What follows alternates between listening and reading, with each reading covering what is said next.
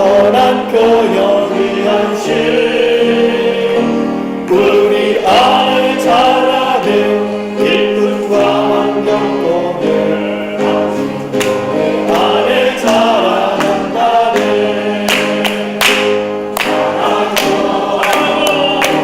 변화된 주여 우리 왕국 잠드나오니 수습대에 들기 전 자라게 하옵소서. 매일매일 자라나게 하소서. 아멘. 찬송 하나만 더 해볼까요? 내 마음의 노래 213장 1절하고 2절만 해보겠습니다. 내 마음의 노래 213장 213장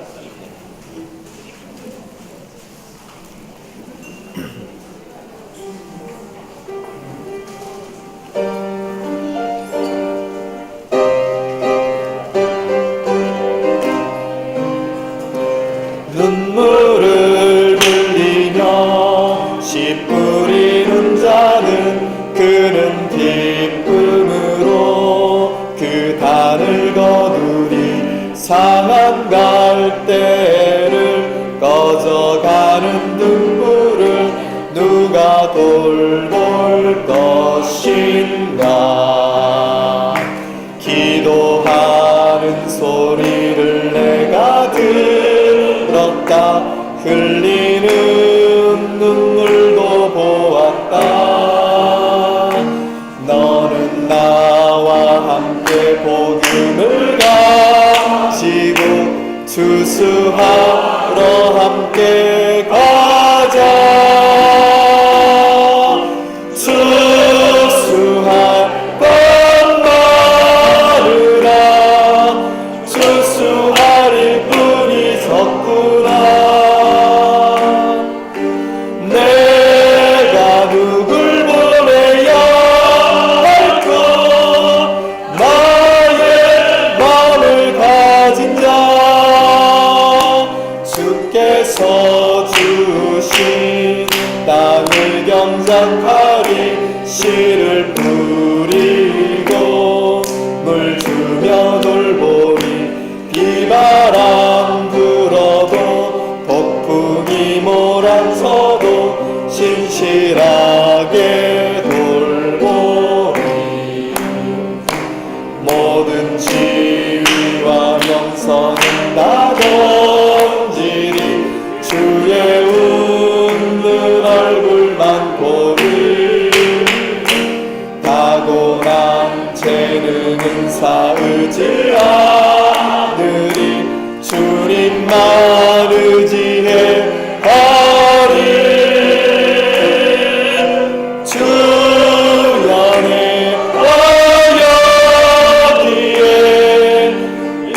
있으니 보내소서. 나는 내 일생의 전도를 영광 주께 드리리. 주 예수님, 주님 사랑합니다. 오늘 다시 우리에게 말씀하여 주시고 주님의 마음속에 있는 부담을 우리에게 옮겨 부어주소서. 우리는 주님과 완전히 하나 되어서 이 땅에서 살기를 원합니다. 주님을 부끄러워하지 않고 복음을 부끄러워하지 않고 열매를 맺는 길을 가기를 원합니다. 아멘. 오늘은 복음을 전파하며 관련된 두 번째 메시지입니다.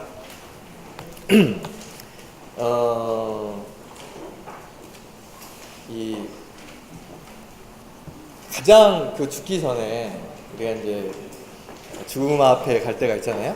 가는데 죽음 앞에 딱 갔을 때 가장 뭘 후회할까 이런 생각을 해보는데, 예전에 어떤 형제님이 교통했던 게 제일 저한테는 인상이 났습니다.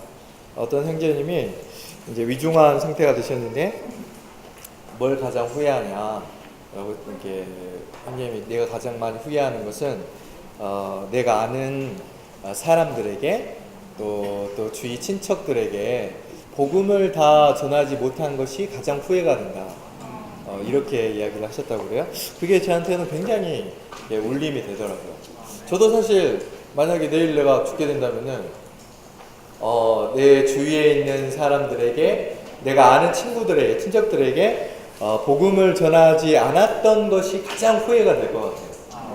가장 큰 후회. 우리 지난주에 네 방향에서 오는 부름에도 보면은 음부에 있는 부자가 그렇게 이야기하잖아요.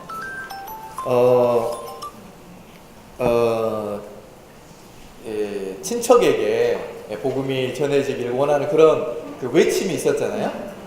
그런 후회가 막 밀려오지 않을까, 그런 생각이 들었습니다. 그래서 우리는 반드시 이 땅에 있을 때 복음을 위해서 살고 하나님의 말씀을 위해서 살 필요가 있는 것입니다. 그러기 위해서는 영 안에서 불탈 필요가 있고, 말씀을 잠깐 갖다 읽어보면요, 그는 일찍이 주님의 길을 배웠고 영 안에서 불타올라 예수님에 관한 것을 정확하게 말하고 가르쳤으나 요한의 침례만 알고 있었다. 영 안에서 불타올랐습니다. 바울이 아테네에서 그들을 기다리고 있는 동안에 그 도시에 우상들이 가득한 것을 보고 그의 영이 속에서 격분하였다. 이것은 영 안에서 불타는 것을 말하고 있거든요. 사람들을 생각할 때 영 안에서 불타는 마음으로 사람에게 복음을 전하는 걸 볼 수가 있습니다. 우리는 또 복음을 부끄러워하지 않아야 합니다. 나는 복음을 부끄러워하지 않습니다. 왜냐하면 이 복음은 먼저 유대인에게 그리고 헬라인에게까지 모든 믿는 사람을 구원에 이르게 하는 하나님의 능력이기 때문입니다. 그래서 저도 마가복음 8장 38절 말씀이 제일 떠올랐었는데요. 마가복음 8장 38절 말씀에 음란하고 죄로 가득한 이 세대에서 누구든지 나와 나의 말에 대해 부끄럽게 여기면 사람의 아들도 아버지의 영광 안에서 거룩한 천사들과 함께 올 때에 그 사람에 대해 부끄럽게 여길 것입니다. 이 시대에 우리가 하나님과 하나님의 말씀에 대해서 부끄럽게 여기면 그날에 주님께서 오실 때에도 우리를 부끄럽게 여기신다는 거예요. 주 예수님. 그래서 우리는 이 땅에 있을 때에 하나님의 말씀에 대해서 부끄럽게 여기는 사람이 되지 않기를 원합니다. 처음부터 그러지 않을 수도 있거든요. 저도 처음에 이 복음을 이제 전하기 위해서 캔버스에서 이제 나간다든지 또 사고 나가면은 때때로 어떨 때는 그런 마음이 들 때가 있어요. 그러나 하나님께서 전혀 그분 자신을 부끄럽게 여기지 않으시고 노예로 이 땅에 오셔가지고 그분 자신이 완전히 낮아진 위치에서 우리에게 생명의 말씀을 전하셨는데 우리가 그분을 부끄럽게 여긴다면은 이건 참 너무나 부족한 것 같은 생각이 정말 많이 들었습니다. 지난주 에테만에 다녀와가지고 지난주부터 제가 퇴근하면서 이렇게 복음지를 딱 전해주는 퇴근하는데 이렇게 한적한 길을 가면서 전해주는 거는 괜찮더라고요. 갑자기 근데 야탐역 가까이 가서 뒤로 사람들이 쫙 있으니까 갑자기 제가 약간 떨렸어요. 그래서 그날 밤에 돌아가지고 주님을 엄청 회개했습니다. 주님, 제가 주님의 말씀을 약간이나마 부끄럽게 여기는 마음이 약간 들어가지고 정말 마음이 회개가 되더라고요. 하고 나서 그다음부터는 그런 거 이제 회개하고 나니까 더 용기가 생겨가지고 그때부터는 눈에 뵌 것이 없이 사람들이 많이 있더라도 이렇게 전해주게 되고 한때 안에서 정말 기쁨이 가득했습니다. 그래서 우리는 이 시대에 하나님의 복음을 부끄러워하지 않고 하나님의 말씀을 담대하게 사람들에게 전하는 그런 사람이 되기를 원합니다. 만약에 우리가 사람들에게 전하지 않아서 그 사람이 기회를 놓쳐가지고 결과가 어떻게 된다면 그것이 우리가 부끄럽게 여기는 것보다 더 귀하다는 건 말이 안 되는 것이거든요. 그래서 이 시대에 우리는 전혀 아무것도 부끄럽게 여기지 않고 어떤 것도 우리를 상관하게 두지 않고 우리는 사람들에게 담대하게 나가서 복음을 전하는 사람이 되기를 원합니다. 그날에 가서 주님이 우리를 부끄럽게 여긴다면은 그것보다 창피하고 그것보다 부끄러운 일이 어디 있겠어요. 이 시대에 우리가 이 땅에 살 때 그냥 사람들한테서 어떤 말을 듣는 게 낫지 하나님 앞에 갔을 때 부끄러움을 당하는 것보다 더 비참한 일이 없는 겁니다. 거룩한 수사들과 함께 올 때 그 사람에 대해 부끄럽게 여길 것입니다. 그래서 우리는 장래에 가서 그런 사람이 되기를 정말 원하지 않습니다. 인간의 자존심이라는 보좌에서 내려와야 된다. 내가 모든 사람에게서 자유로우나 스스로 모든 사람에게 노예가 된 것은 더 많은 사람을 얻기 위한 것입니다. 바울 자신도 스스로를 노예처럼 여길 정도로 사람이 가지고 있는 자존심에서 내려와가지고 사람들에게 복음을 전하는 사람이 됐거든요. 왜냐하면 그 안에 있는 그 부담과 사람에게 복음을 전했을 때의 기쁨과 하나님의 말씀하심이 있었기 때문에 전혀 그런 것들이 부끄럽게 생각되지 않았던 것입니다. 복음 전하는 첫 번째 비결이 뭐라고요? 첫 번째 비결은 다른 게 있는 게 아니에요. 얼굴을 두껍게 여기는 겁니다. 얼굴을 최대한 두껍게 여기는 사람이 복음을 전하는 첫 번째 비결을 가지고 있는 사람이에요. 사람들 생각할 때 전혀 부끄럽게 여기지 않는 겁니다. 주 예수님, 제 안에 있는 이 부담이 그대로 형제님들에게 전해졌으면 좋겠습니다. F번을 한번 봐볼게요. F번을 보면은 시간이나 장소를 선택하지 않음. 다시 한번 같이 읽어볼까요? 시간이나 장소를 선택하지 않음. 말씀을 선포하십시오. 때를 얻든지 못 얻든지 항상 준비하고 있으십시오. 제가 이번에 대만에 갔을 때 그 형제님들의 강한 부담이 복음을 전하는 사람이어야 된다. 봉사자들의 주된 봉사는 복음을 전하는 것이 봉사자들의 주된 봉사다. 우리는 예전에는요 복음을 전하는 게 가끔 하는 봉사였어요. 가끔 목요일에 한 번씩 간다든지 혹은 사람이 오면은 복음을 전한다든지 이런 게 가끔 하는 봉사였거든요. 근데 여기에 계신 형제님들 다 봉사자들 아닙니까? 봉사자들의 주된 봉사는 복음을 전하는 것이 주된 봉사라는 거예요. 그러면서 전시관자들에게 이야기할 때 아마도 제가 읽은 책 중에 가장 강한 메시지가 뭐였냐면은 전시관 봉사자들은 일주일에 5번씩 2시간씩 나가야 된다는 거예요. 2시간씩 나가서 복음을 전해. 물론 후반부에는 그 후에 메시지에서는 약간 하셨지만 어쨌든 그랬습니다. 그래서 저도 이제 와서 일주일에 5번씩 나가야 되는데 이런 마음이 딱 드는데 이게 퇴근하고 하다 보면은 이게 차 운전하면서 퇴근하잖아요. 사람을 만날 시간이 없는 거예요. 그래서 어떻게 해야 되나 고민하고 있는데 갑자기 지난주에 우리 자매가 뭐라 그러냐면은 4시에 이제 저랑 같이 사무엘관에서 차를 타고 퇴근을 딱 하는데 갑자기 둘째 피아노 그 학원 시간이 바뀌어가지고 3시에 퇴근해야 된다는 거예요. 전에 같았으면은 나는 어떻게 해야 하냐. 야탐역까지 15분 동안 걸어가지고 버스 타고 내려서 또 한 10분 걸어야 되는데 그 학원 시간 바꾸면 안 되겠네. 이렇게 투덜투덜 될 수도 있었겠지만 딱 그 말을 듣는 순간 하나님의 말씀이구나. 너는 도저히 거절할 수가 없어요. 너는 대만에서 그렇게 주님 앞에 헌신하지 않았냐. 그 말을 딱 들으니까 아무 말도 안 하고 아멘 딱 하고 지난주부터 바로 퇴근하면서 복음지 딱 챙겨가지고 나가면서 사람들이 전해주는데 마음에 얼마나 기쁨이 가득한지 모릅니다. 제가 생각을 해봤어요. 하루에 10장만 내가 전해보자. 1년이면 365일 그러면은 3650장 3650장을 10년간 전해보자. 10년간 전하면은 36,500장을 전해요. 저희가 저번에 그 복음지 1년에 한 번씩이라도 복음을 전하는 사람 해보니까 251명이 헌신하셨어요. 거기서 한 50명 정도 플러스 해가지고 300명이나 기도원에 300명처럼 300명이나 죽으면은 자기가 몇 명이 나오냐? 10만 95,000장을 전할 수가 있어요. 10년 동안. 맞죠? 39,500장 300보면은 10만 장의 복음지를 10만 장이 아니라 1000만 장의 복음지 죄송합니다. 1000만 장의 복음지를 10년 동안 다 뿌릴 수 있어요. 1000만 장이면은 성남이고 100만 명이잖아요. 100만 명에게 최소한 10장씩을 뿌릴 수가 있습니다. 속담에 10번째가 안 넘어가는 나무 없다 그랬잖아요. 사람들이 그렇게 계속 받다 보면은 어느 날 생각이 들지 않겠습니까? 주 예수님. 그래서 우리는 이렇게 뿌려서 사람들에게 복음을 전해준다면 결코 사람들을 부끄러워하지 않고 사람들에게 복음을 전한다면 주님이 우리에게 기회를 주실 것이라고 생각합니다. 주 예수님 이렇게 전해보니까 제가 어떤 마음이 들었냐면요, 두 가지 증상이 저한테 일어났어요. 첫 번째는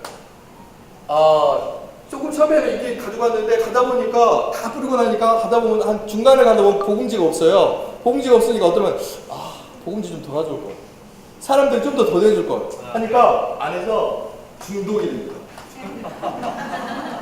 복음지를 안 전해주면은 뭔가 약간 마음이 불안해져요. 사람들이 오는데 내가 왜 복음지를 안 전했을까? 마음이 좀 더 들고 복음지 좀 더 가져가게 되고 이런 마음이 들게 돼요. 두 번째 증상은 어떤 증상이 되냐? 사람에 대한 가치관이 좀 바뀌었습니다. 전에는 사람 지나가면 볼 때 그냥 지나가나 보다, 어떤 좀 우울해 있으면 좀 우울한가? 이렇게 생각할 수 있잖아요. 뭐 좋은 옷 입고 있나, 이렇게 좋은 구두 신고 있나, 이렇게 자면 생각할지도 모르는데 지나갈 때마다 사람에 대해서 복음지 전해줄 때 비결이 뭔지 아세요? 그냥 전해주면은 가슴이 약간 떨릴 수도 있어요.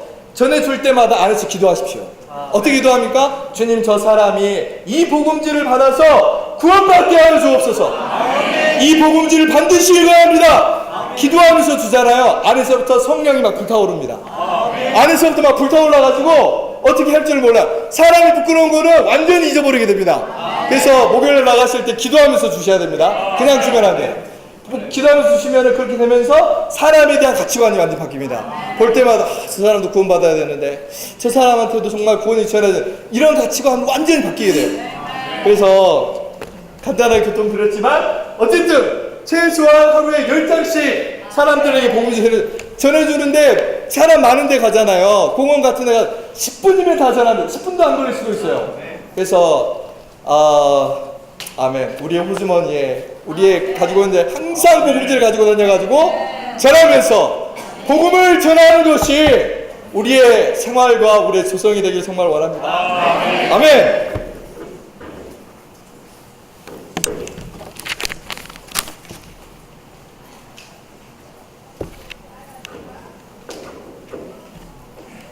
아멘. 복음 전하는 것이 우리의 조성이 되길 원합니다. 아멘. 주 예수님, 저도 대만을 6박 7일 다녀왔습니다. 가서 많은 것을 보았어요. 많은 또 부담을 받고 왔습니다. 그러나 여전히 우리가 실행하느냐, 이게 중요한 것입니다.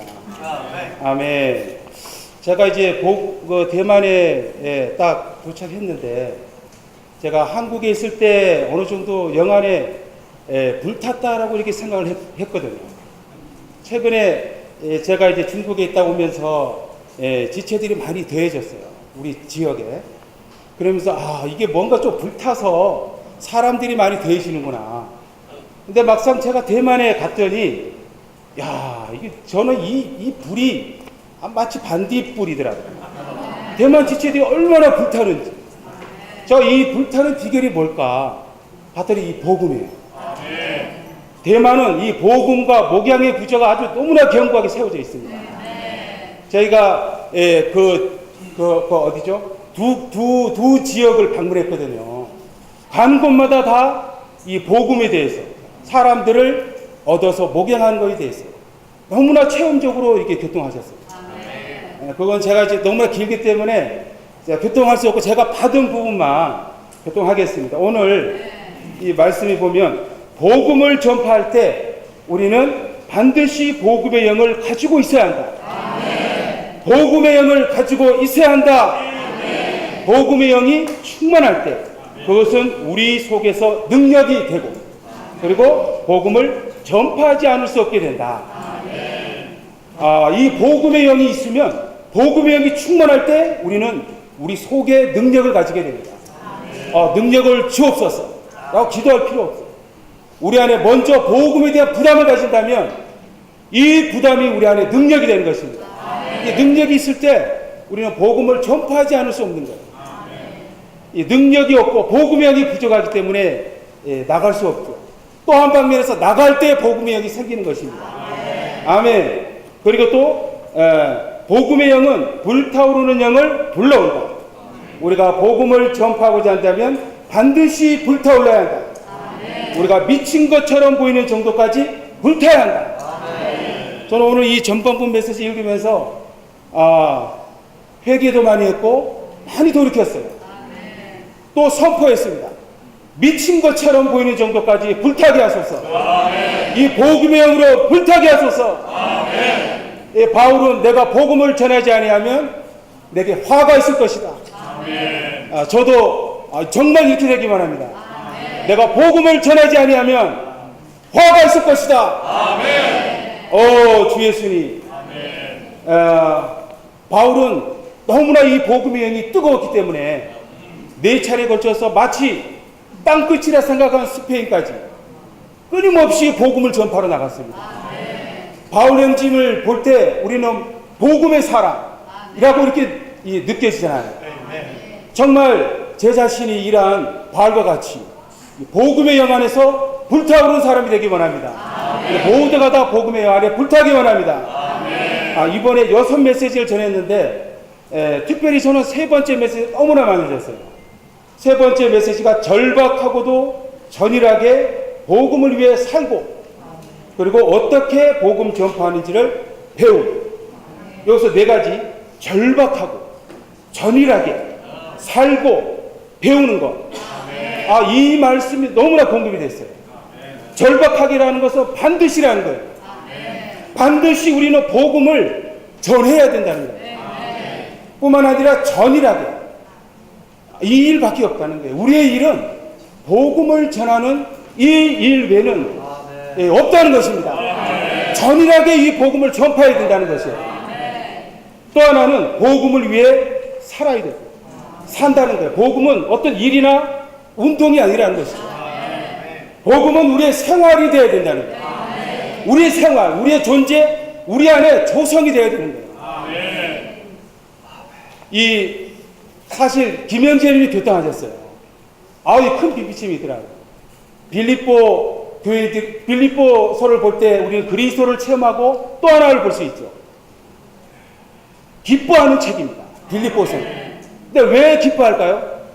빌립보서 1장에 보면 6, 7차례에 걸쳐서 복음에 대해서 언급하고 있어요. 빌립보 교회가 왜 기뻐했냐? 그들이 복음을 전파하기 때문에 기뻐한 것입니다. 왜 우리 안에 최근에 기뻐하지 않을까? 제 안에 왜 기쁨이 부족할까? 복음이 흘러가지 않으니까 기쁨이 부족한 것입니다. 정말 필사적으로 전일하게 절박하게 복음을 전파하기 원합니다. 또 하나는 어떻게 복음 전파하는지를 배워야 된다는 거예요. 이 배움 너무 중요한 이 기술을 배워야 된다는 거예요. 우리는 많이 전해본 지체들을 잘 보고 그들의 장점을 잘 배워야 돼요. 배울 뿐만 아니라 우리가 스스로 또 터득해야 됩니다. 우리가 어떤 바늘을 사용해야 될지, 어떤 사람에게는 이러한 바늘을 사용해야 되고 저러한 사람에게는 또 저러한 바늘을 사용해서 그들을 잘 낚아야 됩니다. 여기 보면 형제님들 교통하기를 삭개오의 구원받는 방식이 다르고 헬루병 여인이 구원받은 방식이 다르고 또 수가성이 다 성경에 보면 구원받은 그 상황들이 다 다르다는 거예요. 우리는 어떠한 바늘을 사용해야 될지 잘 배우고 기술을 터득해야 된다는 것입니다. 우리에게는 복음서원에 너무나 많은 바늘이 있어요. 낚시집 가면 바늘이 엄청 많거든요. 복음서원에도 아주 너무나 다양한 바늘들이 있습니다. 특별히 우리는 인생의 비밀이라는 바늘이 있고 목양 96이라는 바늘이 있어요. 이 바늘을 잘 사용하면 많은 사람들을 낚을 수 있습니다. 저도 야탐역 가서 10여 년 전에 부지런히 이 인생의 비밀을 뿌렸어요. 여호와 증인에 다니던 한 형제가 연결되었습니다.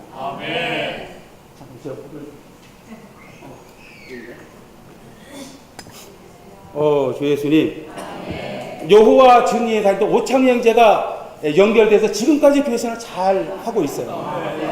이러한 바늘을 잘 이용해야 됩니다. 또 하나는 제가 시간이 됐기 때문에 목양 목양 가이드 96. 이 바늘을 잘 사용해야 된다는 거예요. 요번에 저희가 이 식당 운영하시는 자매님을 한 명 얻었어요. 한 4개월 됐는데 저희가 목요일마다 이 식당에 가서 자매님을 이 목양 가이드 96으로 저희가 목양하고 있습니다. 근데 지난주에 저희가 이런 말씀을 먹었어요. 마태복음 11장 19절인데요. 사람의 아들이 와서 먹고 마시니 보아라 탐식가여 술꾼이며 세리와 죄인의 친구다. 근데 이 말씀 많이 들었잖아요. 근데 여기 보면 세리와 죄인의 친구다. 죄인의 친구다. 이 말씀이 제 안에 렘마의 말씀처럼 다가왔어요. 우리가 복음을 전할 때 사람의 마음을 먼저 얻어야 돼요. 그러려면 친구가 돼야 돼요. 근데 어떻게 친구를 얻습니까? 먹고 마셔야 되는 거예요.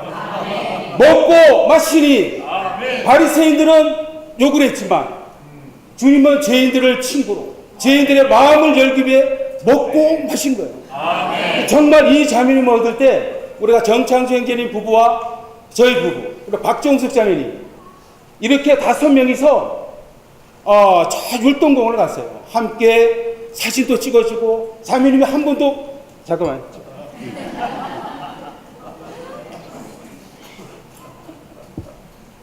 자매님이 한 번도 식당을 하느라고 놀러를 나가보지 않았다 그러더라고요. 그래서 그러면 나가자. 우리 김영 자매님이 자매님 그러세요? 그러면 우리 나가서 놀자 한번. 그래서 문을 그날 정심 때 우리 갔었거든요. 정심 먹고 문을 닫고 5명이 차를 타고 나갔습니다. 차를 타고 가면서 우리가 오직 주의 사랑에 매여 이 찬양을 불렀어요. 이거 부르는데 이 자매님이 완전히 배역된 거예요. 자기가 노래방 가서 노래를 많이 불러봤는데 이런 천상의 음악을 처음 들어본다는 거예요. 그래서 한 곡도 더 불러드렸어요. 내 마음의 노래 138장. 어떻게 나갔죠 처음에? 깊은 속을 채울 수 있는 이 찬양을 부르는데 자매님이 눈물을 흘리는 거예요. 그리고 우리는 밥을 먹고 그날 온종일 같이 놀았어요. 롤링핀 가서 커피도 마시고 그랬더니 자매님 마음이 완전히 열려갖고 그날 저녁에 복음을 전하는데 간절한 마음으로 복음을 받았어요. 그리고 지금까지 이 목양 가이드 지금 13장 나가고 있습니다. 석 달하고 이제 보름이 됐어요. 자매님이 경박에 심겨졌어요. 제가 이게 간증을 하자면 자매님들 간증이 너무나 많아요. 최근에도 일어난 일들이. 그러나 형제님이 1분 시간 말해서 또 잠깐 시간 몇 분만 2분만 더 쓰겠습니다. 2분. 아직 안 올리기 때문에. 아멘. 이래서 아멘. 제가 요거는 끝 마치겠습니다. 하고 또 하나 부딪힌 거는 4마리 두더지예요. 우리가 회복 안에 이 4마리 두더지가 우리 안에 감춰 있다는 거예요. 감춰 있다는 거 때가 되면 상황이 되면 나타난다는 거예요. 이상수 형제님도 이 두더지가 있다는 거예요. 우리 안에 야망이 있고 교만이 있고 남보다 더 의롭다는 것, 십자가를 지뢰하지 않는 이 4가지 두더지가 끊임없이 우리를 갉아먹고 있다는 거예요. 이 두더지는 정원 안에 뿌리를 다 갉아먹거든요. 겉으로 보기에 멀쩡해, 겉으로 보기에 아름다운 꽃과 같지만 이 뿌리를 갉아먹기 때문에 조금씩 말라가고 시들게 되고 결국은 죽게 된다는 거예요. 이때 유세 형제님이 여기 말씀하셨어요. 100세가 가깝습니다. 94세. 형제님의 인생을 살면서 많은 동료자들이 떠났다는 거예요. 왜 떠났는가? 이 4마리 두더지 때문에. 이 두더지가, 이 야망이, 이 교만이, 십자가를 지뢰하지 않는 것, 이런 것들이 우리를 망친다는 것입니다. 그래서 이러한 경고의 말씀을 마지막에 주셨어요. 왜 사람들이 떠나느냐? 이 두더지가 있는데 많은 사람들이 뭐 세상을 사랑하거나 죄를 범해서 떠나는 게 아니라는 거예요. 바로 이 두더지 때문에 떠난다는 거죠. 그런데 그러면 우리가 이 두더지를 처리한다면 이 5가지가 너무 마음에 들었어요. 마음에 와닿았어요. 첫째, 회복 안에 남아있게 된다는 거예요. 두 번째, 다른 이들에게 십자가가 되지 않는다는 거예요. 어려움이 되지 않는다는 거예요.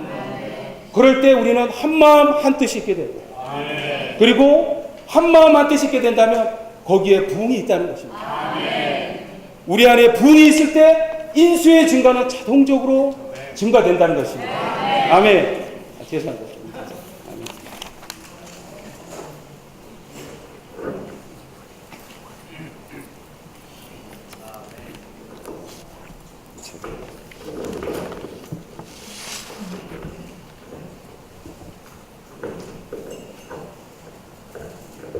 아멘.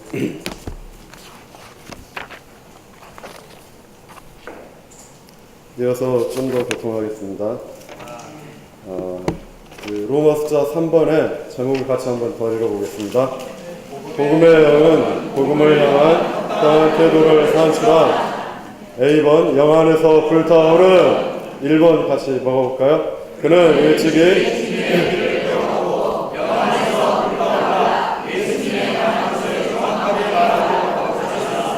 아멘.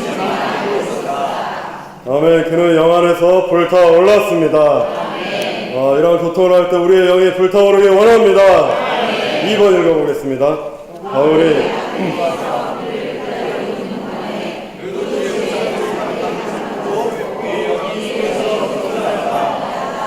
그의 영이 속에서 격분하였습니다. 아테네에서 많은 우상들을 섬기는 그걸 보았을 때 바울은 영 안에서 격분해서 그들에게 복음을 전파한 걸 볼 수가 있습니다. 우리도 사람들을 볼 때 한편으로는 긍휼히 여기는 마음이 가득해지고 다른 한편으로는 이들을 강탈한 사단에 대해서 격분하는 영이 일어나기 원합니다. 바울은 아데네에 갔을 때 저도 이 말씀을 보고 참 저하고는 다르다는 느낌을 받아서 돌이켰는데 바울은 마치 미친 사람처럼 복음을 전파하고 해방하였다 하였습니다. 저를 보고 이때까지 미쳤다는 사람 한 명도 없었는데 저는 이제 미친 사람이 되길 원합니다. 다른 것에 미친 것이 아니라 복음에 미칠 수 있기를 원합니다. 2번 한번 읽어보겠습니다. 나는 복음을 부끄러워하지 않습니다. 왜냐하면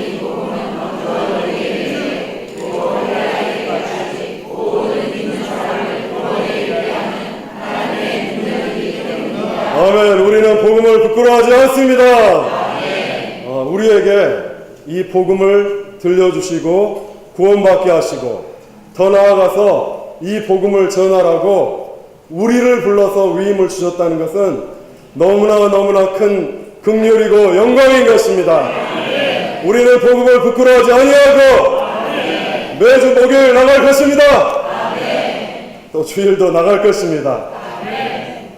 얼굴이 아까 영주 형제님 얼굴이 두꺼워야 한다 했습니다.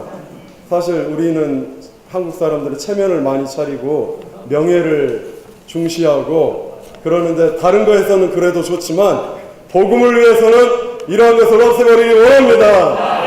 10번 읽어볼까요? 우리 자신의 사용한 1번입니다. 내가 아멘. 왜냐하면 마땅히 해야 할 일이기 때문입니다.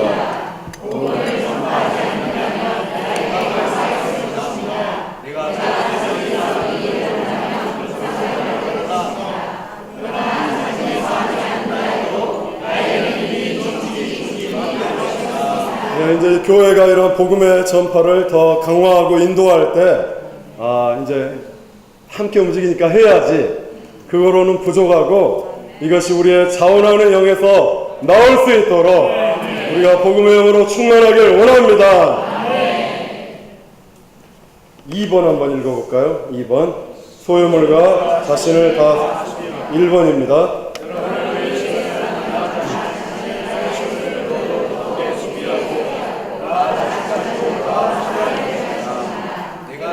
여러분을 더 많이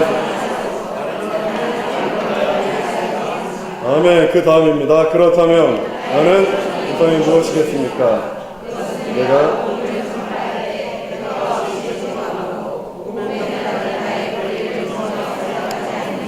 아멘. 우리는 복음을 단순하고 순수하게 전함으로 말미암아 우리의 보상은 누구입니까? 그리스도 자신을 보상으로 얻는 것입니다. F번 읽어보겠습니다. 시간이나 장소를 선택하지 않아 1번 말씀을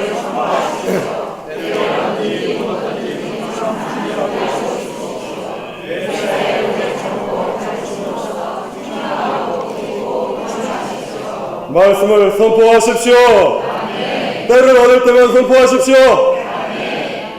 그래요? 때를 얻든지 못 얻든지 항상 준비하고 있으십시오. 제가 저번에 한 봄쯤에 교통을 드리다가 서울교회 소식을 드린다 해놓고 시간상 못 드렸는데 그 후로 조금 진보한 것이 있어서 짧게 교통을 드리겠습니다. 저희 이제 관악구에 살고 있는데 이제 복음을 위해 작년에 나가긴 했어요. 그런데 겨우 뭐 15명, 130, 40명 모이는데 얼마나 그 복음에 대한 부담을 우리가 강화하지 못한 봉사자들의 잘못이었습니다. 그런데 금년 들어서 오랫동안 기도하고 그래서 이제 나갈 때가 되었다. 그때가 7월 중순이었습니다. 그래서 7월 15일 날 교통을 갖고 7월 20일부터 나가서 이제 전하기 시작했는데 그때 나간 날이 37도였습니다. 그래가지고 또 연로하신 분이 많으셨거든요. 그래서 고려를 했죠. 조금 연기할까? 그런데 어떤 봉사자들은 안 됩니다. 나가야 됩니다. 그래가지고 나갔는데 그래서 어떤 봉사자가 말했어요. 37도 괜찮다. 40도 올라면 와라. 그런데 다음 주에 39도가 돼가지고 어떻게 했겠습니까? 예? 나갔죠. 때를 얻든지 못 얻든지 우리는 나갈 것입니다. 저희는 성남교회 상황을 자주 교통합니다. 복음에 있어서 교회가 더 진보하고 이런 인도가 강하기 때문에 자주 교통하고 우리는 가서 배워야 된다 늘 말하는데 이 뜨거운 여름에도 나가는 것은 저희들한테 배우시길 바랍니다. 다음에 G번 한번 읽어보겠습니다. 고난을 두려워하지 않음 1번. 그러므로 우리 주님을 위하여 지원하는 것을 그렇게 여기까지 말고 또한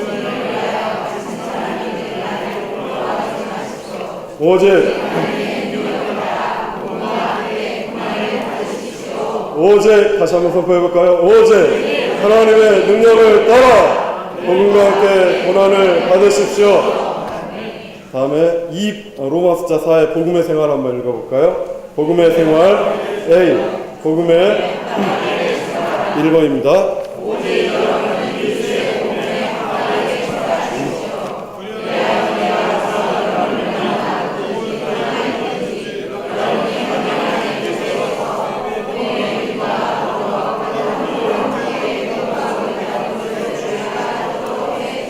아멘. 여러분은 그리스도의 복음에 합당하게 생활하십시오.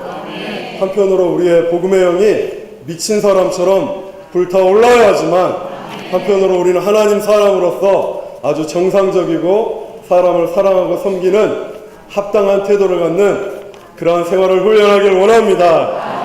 저도 이 동네에서 이제 복음을 주일마다 전하니까 예전에 막 느슨하게 다니고 했는데 좀 긴장감이 생겼습니다. 이거 함부로 막 지내다가는 안 되겠구나.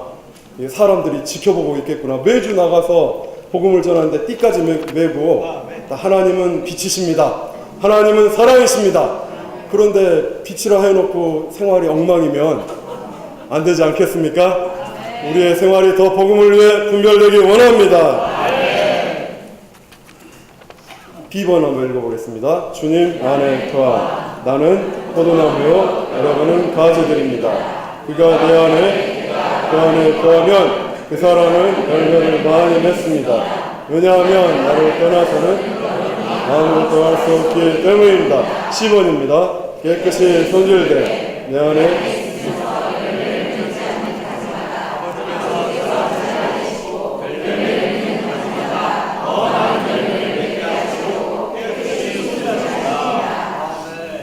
여기까지 좀 교통하고 저도 이제 대만에 갔을 때 저는 이제 훈련 집회만 참석하고 교회 방문은 못했는데 형제님들하고 동일하게 메시지 3번을 누릴 때 정말 많이 돌이켜야겠고 그걸 절박하게 느끼게 되었습니다. 제목이 아까 뭐라 하셨습니까? 절박하고도 전일하게 복음을 위해 살고 어떻게 복음 전파하는지를 배워야 하는 것입니다. 절박하다는 것은 반드시 해야만 한다는 것입니다. 전이라는 것은 오직 이것을 위해 살고 교회 생활을 해야 한다는 것입니다. 복음 전파는 그리스도인의 생활에 중요하고도 최종적인 목표라 하였습니다. 우리는 왜 살고 있습니까? 복음을 위해 살고 있는 것입니다. 빌립보 교회가 왜 그렇게 기뻐했습니까? 그 교회는 복음을 전파하는 교회였기 때문입니다. 거기에 짧은 4장의 책에, 4장으로 된 책에 복음은 9번이 나오고 기쁨은 18번이 나옵니다. 오늘 돌아가셔서 한번 체크해 보십시오. 그들은 바울의 복음의 확산을 위해서 함께 협력하고 복음을 전파하는 교회였기 때문에 그 안에 기쁨이 충만했던 것입니다.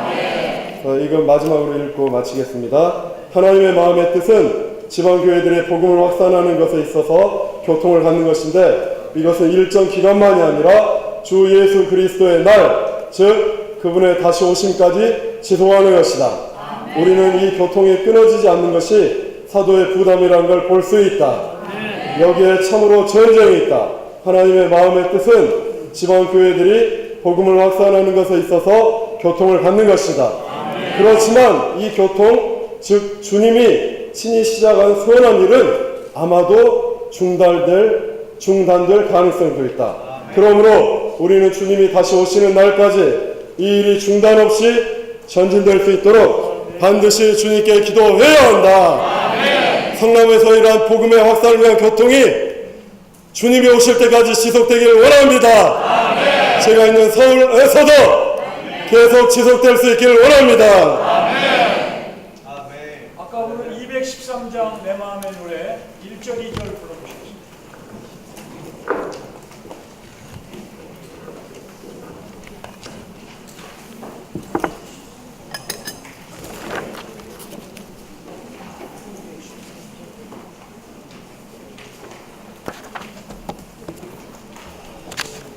내 마음의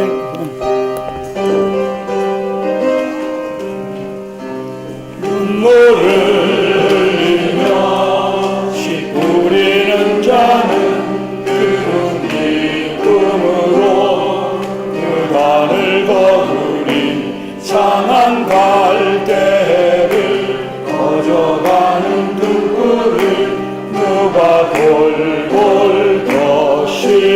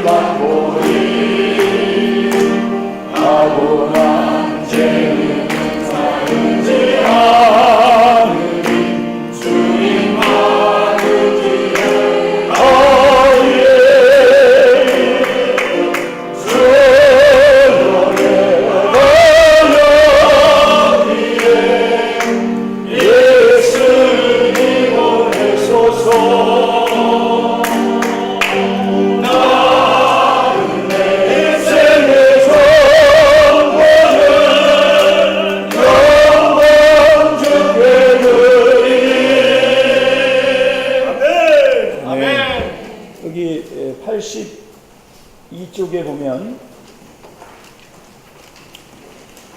깨끗이 손질되는 문제를 이렇게 새롭게 이렇게 빛비침을 받았습니다.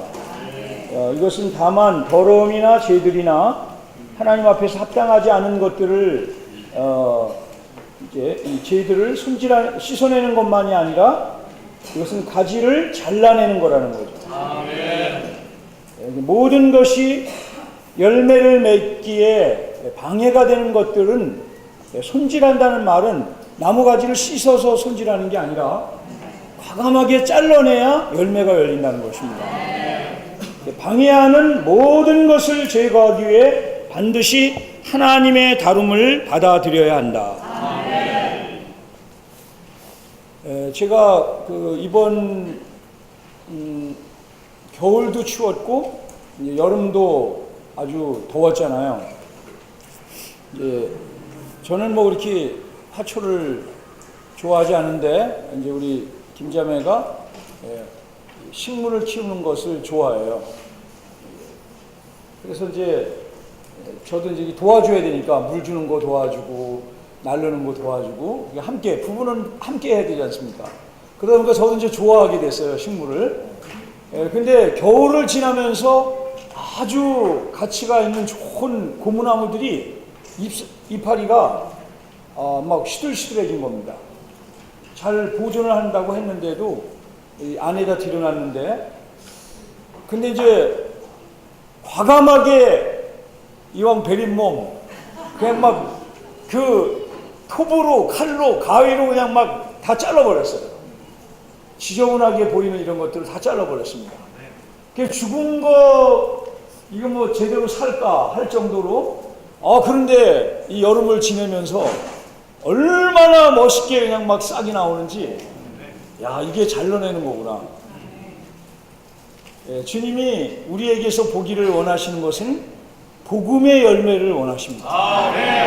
물론 열매에는 우리의 존재를 말하는 하나님의 그 성품을 닮은 그 본질과 요소로 침투되어서 그 미덕의 열매가 맺히는 것이 필요하죠. 이것이 바로 열 처녀의 비유 가운데 나온 우리의 존재를 다루는 그 다섯 순기로운 처녀가 우리의 혼을 상징하는 그릇에 여분의 기름을 예비한 것으로 일치하는 비유입니다. 근데 주님은 다만 우리의 존재만 변화되는 것, 예비되는 것을 원하는 것이 아니라 우리라는 사람에게 맡긴 그러한 복음과 교회, 진리가 우리 가운데서 건성하기를 원합니다. 아까 여기 부른 찬송가에서 이 찬송을 부를 때 정말 마음에 감동이 됐습니다. 주께서 주신 땅을 어떻게 합니까? 주께서 주신 땅을 경작하는 거예요. 그럼 무슨 땅을 우리에게 주셨습니까? 우리가 지금 성남에 살고 있으니까 우리가 성남이라는 땅을 우리한테 맡기신 거예요. 우리가 여기 은혜자매가 우리가 말하는데 부산으로 이사하면 부산이라는 땅을 맡기신 거예요. 이게 또 저 막내딸 은희가 와 있는 데는 지금 북경에서 공부하고 있죠. 그러니까 북경에 이사가면 북경이라는 땅을 우리에게 맡기신 거예요. 우리가 인천으로 이사가면 인천이라는 땅을 맡기신 겁니다. 주님이 우리에게 주신 땅을 경작하리, 경작한다는 것입니다. 저 이 말씀이 부딪혔어요. 주께서 주신 땅을 경작하리. 우리 박영주 형제님이 전도지를 이렇게 말할 때, 저는 정말 함께 힘을 합쳐서 우리 모두가 이러한 전도지를 뿌린다면 아마 전염될 겁니다. 지금 300명이지만 우리의 아이들이나 우리의 주변의 소그룹 식구들이 더 보면 더 많은 사람이 이렇게 전도지를 뿌린다면 10년에 1000만 장 이상을 뿌리는 거예요. 1100만 장 가까이. 그러면 박영준님이 지금 43시죠. 10년 후면 53세가 돼요. 저는 65세니까 75세가 됩니다. 근데 이게 금방 된다는 거예요. 10년이 금방 지나갑니다. 그러면 금방 지나가는 이러한 시간 가운데 10년 동안 우리 모두가 최소한 10장의 전도지를 매일 뿌리는 것이 우리에게 중독되게 만드는 건 가치가 있지 않겠습니까? 이것이 경작하는 걸음입니다. 아무것도 안 하고 우리 존재만 변화된다. 그러면 그날 가서 상 받을지 안 받을지는 그거는 미지수예요. 50점은 하여튼 뭐 잘 받을지 모르지만 나머지는 어떻게 하냐 말이에요. 거기에 처녀의 비유가 있을 뿐 아니라 달란트의 비유가 있다는 거예요. 우리의 존재를 말하는 것이 있을 뿐 아니라 일을 말하는 게 있다는 것이죠. 여기에 반드시 우리의 생활이 복음과 어울리는 복음의 생활이 나와줘야 된다는 것입니다. 그럴 때 혼자 하는 것은 하다가 그만두죠. 하다가 뭐 열매도 없는 것 같고 그러면 또 지칩니다. 그러나 우리가 다 함께 일어나서 복음지를 전한다면 교회의 재정은 이런 데 쓰여져야 되는 거예요. 지금 성남교회 같이 황금의 기회가 있는 교회가 없습니다. 한국복음서원이 성남에 있잖아요. 주된 기능이 다 성남에 있습니다. 창고에 문서가 가득합니다. 여기 복음실에도 쌓여 있습니다. 또 송재석 현장님이 하여튼 또 이쪽에다가 구석에다 또 쌓아놨어요. 온 곳에 문서가 가득해요. 우리가 마음만 먹으면 씨를 뿌릴 수 있습니다. 저번 주에 말한 것처럼 뿌리는 사람이 있고 거두는 사람이 있다는 거예요. 그날에 가면 주님이 이것을 명확하게 정확하게 계산하셔서 우리에게 보상하실 것입니다. 자, 그러면 땅을 경작하는데 몇 사람이 경작 못하는 거예요? 자, 제가 한번 그려보겠습니다. 이게 성남이라면 여기 집회소가 있습니다. 여기 지금 교통하는 이 장소가 성남의 한 북판에 있습니다. 주님의 주권으로 거의 북판에 있습니다. 이 주변에 있는 동이 야탑동이죠. 그죠? 자, 야탑동 사시는 분 손 들어보세요. 야탑동 사시는 분. 높이서 이렇게 보면 일이 많잖아요. 자, 야탑동에 사시는 분들은 너무 멀리 생각하지 말고 야탑동의 씨를 계속 뿌리는 거예요. 사람들한테 뿌릴 때 생활이 중요하다는 거예요. 영은 강하고 부담은 있지만 생활을 잘 하면서 뿌려야 돼요. 겸손한 영으로 이 야탑동에 사는 주변 사람들을 위하는 마음으로 뿌려야 돼요. 근데 어떤 형제님은 너무 불타다 보니까 주변 사람들이 귀찮아요. 그리고 그 집까지 막 들어가가지고 그 집에 열린 열매도 막 따서 드시고 그만 이럴 정도로 담대해. 그러니까 제가 어느 날 보니까 그 주인한테 막 주인이 뭐라고 하시더라고요. 복음이 전파되겠습니까? 우리는 조절받아야 돼요. 영이 강할 뿐 아니라 우리의 생활이 따라줘야 되는 거예요. 그래서 저는 어제 한 30명 되는 우리 형제님들, 자매님들과 함께 주님의 자연스러운 인도가 있어서 복음을 전하는 씨를 뿌리고 거두는 일에 천일하게 일주일에 5번 나갈 수 있는 사람들, 처음은 좀 힘들겠지만 2번, 3번 나갈 수 있는 사람들이 하여튼 서원을 했습니다. 그래서 뿌리고 이 야탑동에 사는 사람들은 또 같이 그 복음팀은 야탑동 집회소 주변을 일주일에 한 번 1시간 청소를 해주는 거예요. 주변에 담배꽁초 집어주고 그 대신 저 성남교회 조끼를 딱 입고 이 손상된 간증을 회복하는 거는 대가가 지불돼야 돼요. 그래서 사람들한테 정말 이렇게 잘 공손하게 여기 저 이매천의 갈보리 교회 입구에 보면 어떤 한 분이 교통정리를 합니다. 주일 오후에 그 사람 보고서는 감동되는 게 뭔지 아시죠? 옛날에는 순복음교회 사람한테 감동되는데 금강동 거기 우리 금곡동에 집회소 있을 때 그냥 막 가는 차한테 인사를 그렇게 잘하는 거야. 그래서 막 차를 교통정리해주고 인사하고 나는 관계도 없는 사람인데 기분이 좋더라고요. 야, 사람 속에 생활은 새겨지는 거예요. 그리고 이 주변에 있는 음식점 가서 따지거나 뭐 잘못했다고 주인한테 큰 소리 치거나 그러면 복음은 막히는 거예요. 그래서 제가 한 사람한테 회개할 게 있어서 준비 중입니다. 우리 여기 은행나무, 그 좋은 은행나무를 자기 밭 뭐 상추 심어 먹는다고 그걸 잘라버린 거야, 이 사람이. 아, 그래, 뭐 담 넘어 그 사람 집에 있으니까 뭐 할 말이 없는 거야. 저 사람 좀 굉장한 사람이네. 몇십 년 자란 은행나무를 저렇게 자르다니. 아, 그러다가 어느 날 신방하고 돌아오니까 우리 그 단풍나무, 그 멋있는 단풍나무가 자기 그쪽으로 갔다고, 그걸 또 자르고. 제가 얼마나 화가 나겠습니까? 그냥 제가 그냥 화를 해가지고 욕심을 그치라고. 욕심이 한이 없다고. 그랬더니 또 나한테 뭐라고 막 그러더라고. 그러니까 그 다음부터 저만 보면 그 사람 얼음 들어가요. 그래서 제가 그 사람한테 복음 전할 수 있겠습니까? 그래서 제가 그 사람 사는 데를 이제 알아서 이제 추석도 가까이 왔으니까 복숭아 사과든지 한 상자 탁 들고 가서 제가 회개할 작정입니다. 영이 강할 뿐 아니라 생활이 따라줘야 됩니다. 이것은 야탑뿐만 아니라 이제 탄천 건너가면 어디 있습니까? 여기 건너가면 탐마을 있죠. 탐마을, 또 뭐 이매촌 아름마을, 뭐 이렇게 쫙 있지 않습니까? 그 우리에게 정해준 그 땅을 경작하는 첫 단계가 우리 박영진 얘기한 대로 복음지를 쫙 뿌리는 거예요. 뿌릴 때 막 말하지 않아도 돼요. 제가 생생하게 기억하는 두 형제님이 있습니다. 예, 제가 시간이 없을 때 얘기하는데 이분들은 다만 겸손한 모습으로 읽어보시죠. 그냥 뭐 버리든 말든 그냥 뿌리는 거야. 그때 부흥이 왔습니다. 많은 귀한 형제님들이 그때 얻어진 바 됐어요. 우리가 겸손하게 뿌리는 이러한 복음지 회복 책자가 헛되이 돌아오지 않습니다. 우리가 10년 동안 하루에 10장씩 같이 한번 뿌려봅시다. 자, 뿌리실 분 한번 손 들어보세요. 10장씩만 하루에. 네, 아멘.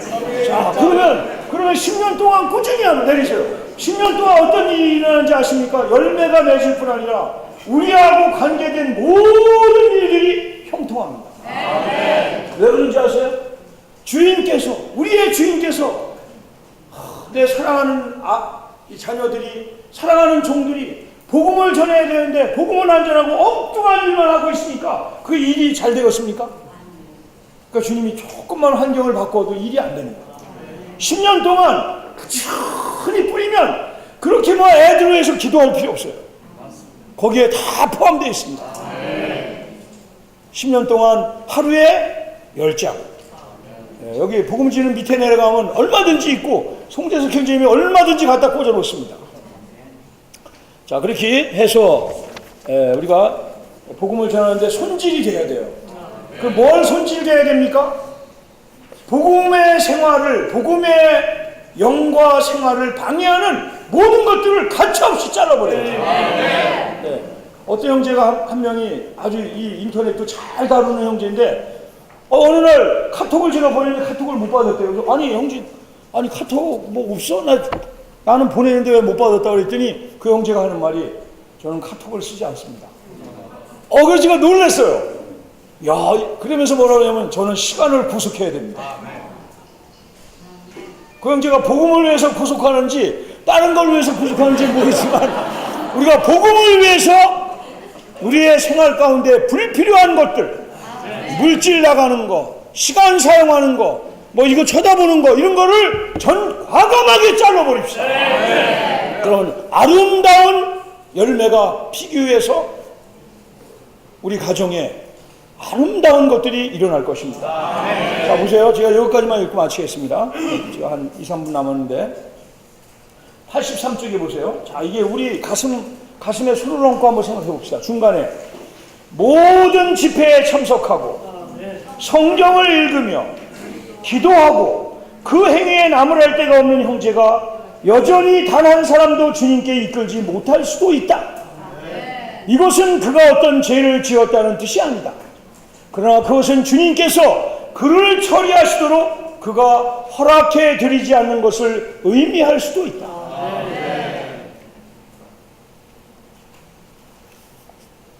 그래서 주님은 열매를 맺어야 우리의 본분을 다하는 거기 때문에 환경을 바꿀 수도 있다는 거예요. 엄미하신 말씀입니다. 정말 우리가 이러한 주님이 강제적으로 환경을 바꾸기 전에 복음을 향하여, 복음을 위하여 함께 땅을 경작하고 그러기 위해 씨를 뿌리고 사람들에게 합당한 태도를 갖고 말 한마디. 자, 먹는 것도 마찬가지예요. 먹는 것도 우리만 먹지 말고 뭐 좋은 거 있으면 그것도 하나의 전지하는 생활을 정리하는 거예요. 과감하게 옆집 사람한테 갖다 주는 거예요. 뭐라고 얘기하든 뭐가 누구한테 뭐가 그럼 갖다가 드리는 거예요. 여기 어떤 형제님 한 분이 만나기만 하면 계란을 줘요. 맥반석 계란을. 그게 적은 거지만 물질은 사람에게 인상을 남깁니다. 정말입니다.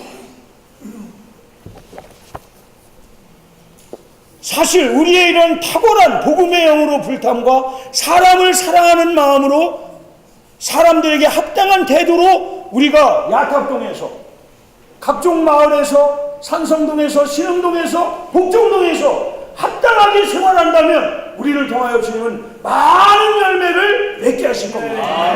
그리고 우리는 그날에 주님에게 칭찬받을 거예요. 무슨 칭찬을 받습니까? 잘하였도다.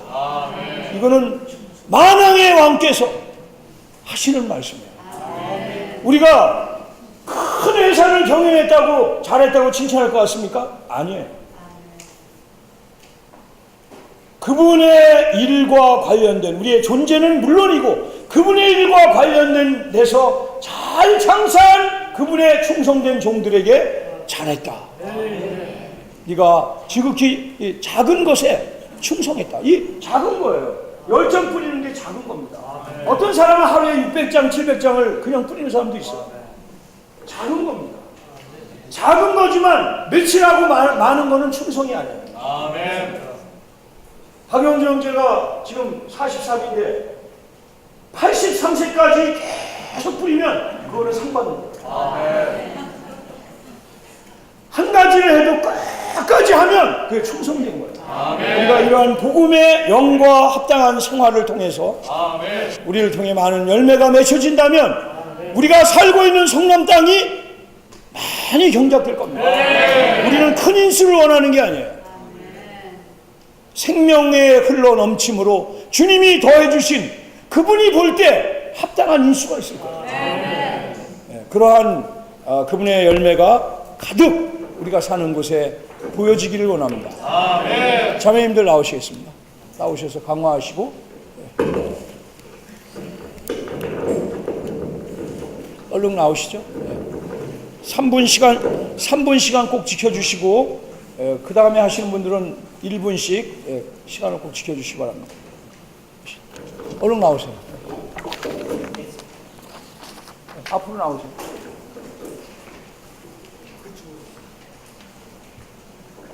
아멘. 복음을 전파한 주제를 생각할 때 제가 이 부분을 교통할 수 있는 자인들에 대해서 주님한테 회개가 있었습니다. 제가 많은 때 이제 형제가 봉사를 하자고 했을 때 복음지를 돌리자고 했을 때 항상 아멘을 할 때도 있고 하지 않을 때도 있는 저 자신을 발견합니다. 아까 형제님께서 교통해 주신 것처럼 우리가 이것에 대해서 끝까지 충성스럽게 이것을 매일의 생활로 여기기 원합니다. 제가 항상 사람을 별로 좋아하지 않았어요. 그래서 하기 전에 사람을 별로 좋아하지 않았는데 교회 안에 이렇게 있고 듣다 보니까 자매님들과 지체들과 연결되는 것이 너무 좋아서 점차 제 안에 사람에 대한 치유가 있는 것을 느꼈습니다. 그래서 이제 같이 일하는 동료들과 함께 식사하고 이런 걸 별로 안 좋아했었는데 조금씩 복음에 대한 느낌이 있으면서 그 부분에도 열려 있어야 된다는 생각을 했습니다. 그런데 놀랍게 그분들한테 만나러 갈 때마다 주님과 더 교통하는 저 자신을 발견합니다. 주님 이분을 얻으셔서 저희 어떠한 생활에서 이분들이 정말 주님을 만지기 원합니다. 그러니까 이러한 교통을 할 때 비록 그분들에게 복음을 전할 때도 있고 전하지 못할 때도 있지만 더 주님을 강하게 누리는 저 자신을 발견합니다. 그럴 때 모든 것이 부정적인 것에서 더 정결하게 되는 것을 느낍니다. 정말 이번 주 누렸던 말씀 중에서 복음을 전하는 환경이 우리 우리로 해답을 얻기 위해서 불가피하게 기도를 하게 하고 또한 그 어려움에 있는 배후에 있는 권세를 처리하기 위해서 주님의 권위를 적용하는 기도를 하게 한다고 하였습니다. 제가 물론 많은 주님 앞에서 이러한 한면 안에서 주님한테 충성스러운 종으로서 복음을 전하는 부분도 있지만 또 주님 한 면에서 우리를 너무 사랑하시기 때문에 우리가 주님께 더 많은 고통을 하기 원하시고 주님께 더 많은 것을 아뢰기 원하십니다. 정말 우리가 복음의 환경을 피하지 않고 우리 자신이 처리되는 것에 대하여 더 많은 환경에 노출되기 위하여 복음으로 더 나아가는 자녀들이 되기 원합니다. 아멘. 주 예수님, 정말 이러한 복음의 영으로 충만하게 되도록 복음의 인격이신 그리스도로 주입받고 땅을 동작하는 사람이 돼야 되겠다고 느꼈습니다. 집회되는 듣는 동안에 저는 정말 복음지를 11장을 끓여야 되겠다고 다짐했습니다. 주 예수님, 주님, 저는 이 책의 내용 앞부분에서 좀 인상이 깊었는데 복음을 전파할 때 우리는 반드시 복음의 영을 가지고 있어야 합니다. 우리의 영이 부담으로 충만할 때 그것은 우리 속에서 능력이 되고 우리는 복음을 전파하지 않을 수 없게 됩니다. 이것이 바로 복음의 영입니다. 이 영은 우리가 복음을 위하여 열심을 내게 하며 다른 어떤 것도 관심하지 않고 어떤 것도 두려워하지 않은 정도까지 복음을 전파하는 것이고 우리가 유일하게 두려워하는 것은 사람들이 멸망하는 것입니다.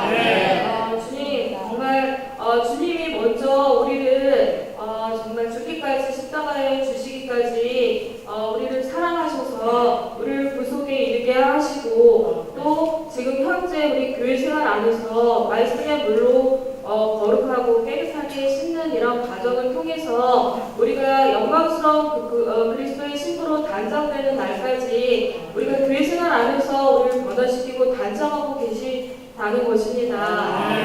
이러한 복음의 생활을 통하여 우리가 날마다 아침마다 정말 새롭게 주님 앞에 나가야 된다고 느꼈습니다. 그런 아침에 그런 땅을 경작하는 생활이 있을 때 김영대님이 말씀하신 이런 지역의 땅을 경작할 수 있는 생활로 이어지는 것 같습니다.